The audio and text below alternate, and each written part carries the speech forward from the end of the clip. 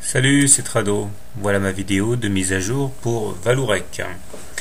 Alors, Vallourec est en période de consolidation à l'image de toutes les entreprises quasiment en ce moment.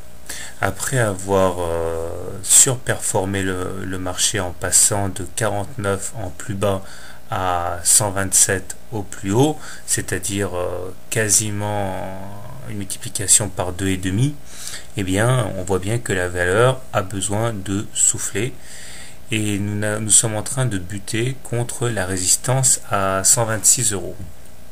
Alors de manière plus large, on peut tracer deux fourchettes d'Andrews qui correspondent en fait à deux unités de trade différents.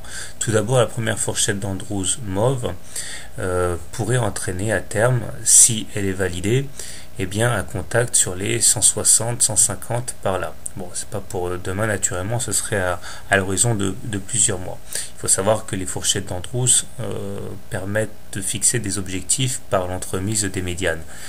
À l'inverse, si on pense que l'heure est à la consolidation, bien il y a une deuxième fourchette d'Andrews rose qui correspond à un horizon de trading beaucoup plus court terme, plutôt journalier, et on voit bien qu'elle encadre assez bien les évolutions, et la médiane par contre ici entraînerait la Vallourec aux alentours de 80-85 pour un contact entre la médiane.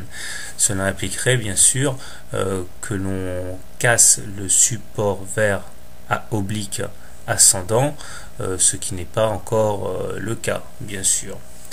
Un petit coup d'œil sur les indicateurs montre que nous sommes effectivement en train de consolider assez lourdement, puisque le MACD risque de croiser son signal au même titre que le stochastique qui lui l'a croisé déjà depuis pas mal de semaines. Le momentum quant à lui peine à se maintenir en zone positive, mais le plus important est fait puisqu'il reste quand même pour l'instant en zone positive. Donc une grosse interrogation quant à l'évolution du MACD et du momentum pour la fin de semaine.